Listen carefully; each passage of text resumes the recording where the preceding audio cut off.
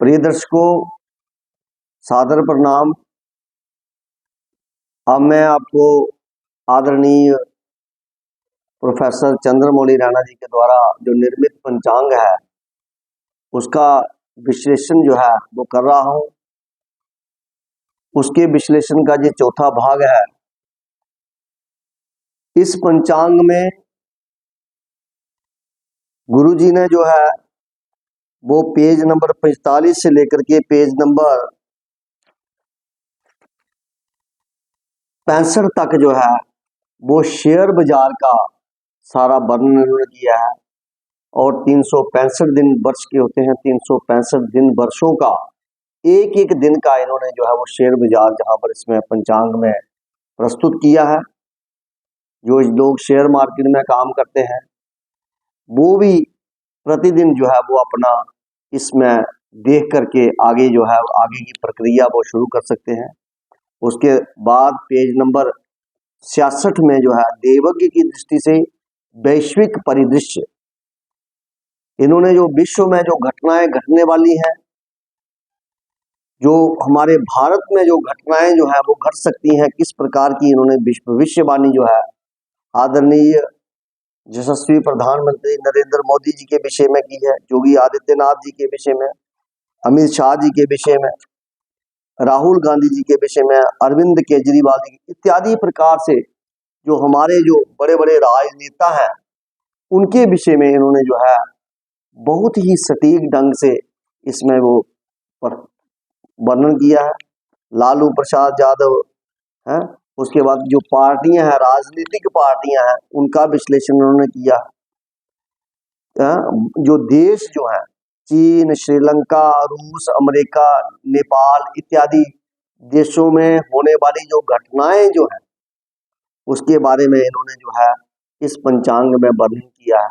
बहुत बड़ी बात है।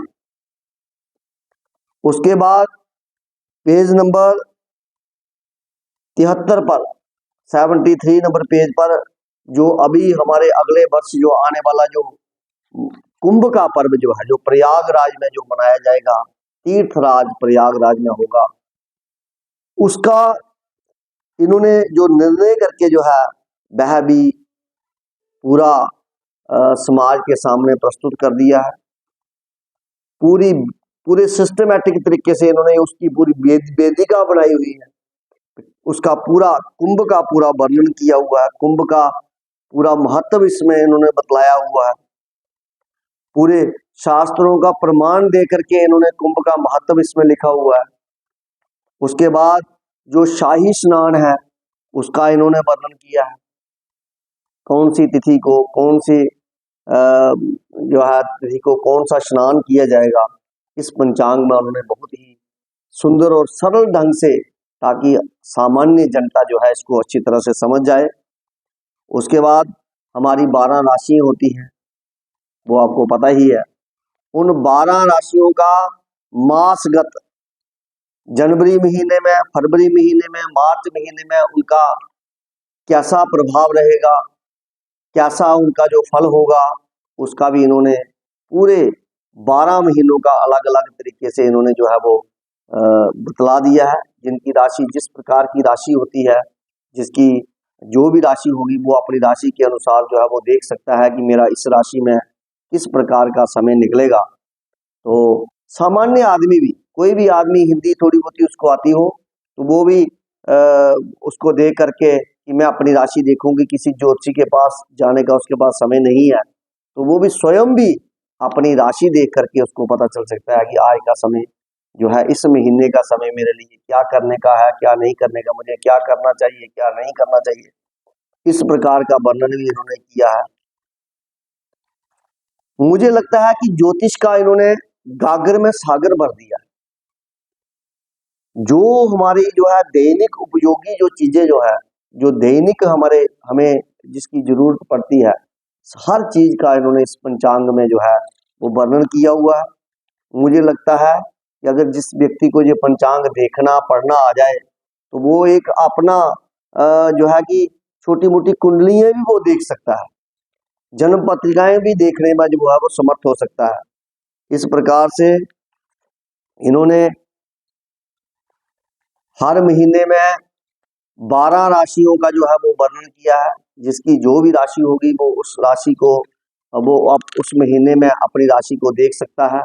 उसके बाद 2024 और 25 में जो ग्रहण जो लगने जा रहे हैं, उनका ग्रहण का जो है वो जम्मू के केंद्रित जो किस समय उसका जम्मू में प्रभाव होगा, किस समय नहीं होगा, तो इन्होंने जम्मू के क्या पूरे विश्व के अंदर जो है जहां जहां पर लगने वाला जो ग्रहण का समय है उसका भी इन्होंने इस पंचांग में वर्णन किया है। सारे सभी ग्रह जो साल भर लगने वाले जितने भी ग्रह जो हैं उनका सभी का वर्णन किया है।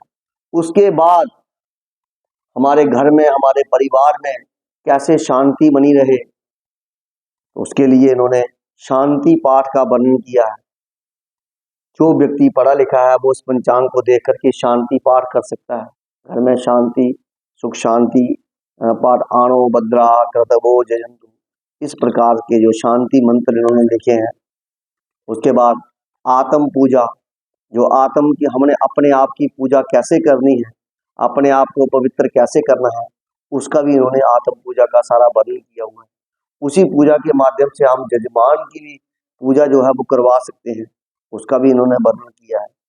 उसके बाद फिर उन्होंने देवताओं का आवाहन जहाँ पर किया हुआ है, वरुण कलश, जो कलश के में जो देवता जो निवास करते हैं, उनका इन्होंने आवाहन इसमें बताया हुआ है।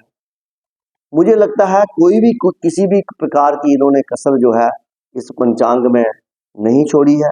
स्वस्ति वाचन, शांति पाठ, गणेश जी की पूजा षोडशोपचार विधि से, जो जिससे जो है जो सबसे उत्तम पूजा जो होती है, षोडशोपचार विधि की पूजा जो है पूरी मंत्रों सहित एक एक मंत्र का बीच में विश्लेषण किया है। आवाहन, आसन, पाद्य, अर्घ, आचमन, स्नान, पय स्नान, शुद्ध स्नान, दधि स्नान, घृत स्नान, मधु स्नान, शर्करा स्नान, उद्वर्तन स्नान, वस्त्र, यज्ञोपवीत, चंदन, अक्षत, पुष्प, इस प्रकार से षोडशोपचार विधि से गौरी गणेश की पूजा की है। उसके बाद इन्होंने जो है प्रार्थनाएं ली हैं। ईशान कलश की स्थापना के मंत्र इन्होंने बड़े अच्छे तरीके से दिए हैं। और नवग्रहों के मंत्र, सभी वैदिक मंत्र जहां पर नवग्रहों के दिए हैं, तो अधिदेवताओं के मंत्र हैं, प्रत्यधि देवताओं के मंत्र भी बीच में दिए हैं। हर एक देवता का जो वैदिक जो मंत्र जो है वो इस जो है पंचांग में इन्होंने वर्णन किया है। हमने पूजा करने के बाद भगवान से कैसे क्षमा प्रार्थना करनी है, उस क्षमा प्रार्थना के मंत्र भी इन्होंने बड़े ही स्पष्ट जहां पर और बड़े सरल तरीके से इन्होंने किया है। क्लिष्ट मंत्र इन्होंने जो उसकी क्लिष्टता है, जो जुड़े हुए तोड़ तोड़ करके मंत्र लिखे हुए हैं।